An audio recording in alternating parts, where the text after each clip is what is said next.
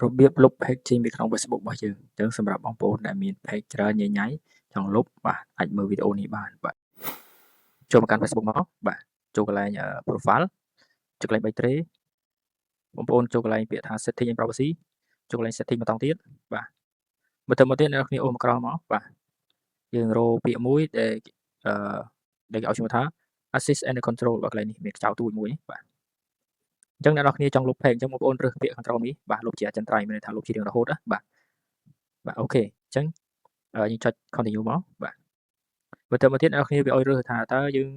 លុប page ដោយសារអីហ្នឹងជា recommend របស់ Facebook អញ្ចឹងណាបើយើងមិនចង់ចុចកន្លែងហ្នឹងទេយើងអាចចុច continue ខាងក្រោមនេះក៏បានបាទមើលទៅមកទៀតអ្នកនរគ្នាចាំបាច់ធ្វើច្រើនទេបាទចុច continue ម្ដងទៀតមកបាទយើងដាក់ password មកបាទ password Facebook របស់យើងមកបាទអូខេខ្ញុំដាក់បន្តិច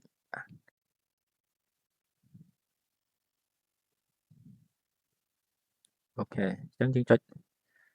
ពាក្យ continue មកបាទអូខេអញ្ចឹងមកដល់កន្លែងនេះយើងលុបជារៀងរហូតបាទគឺវាទៅហើយបាទ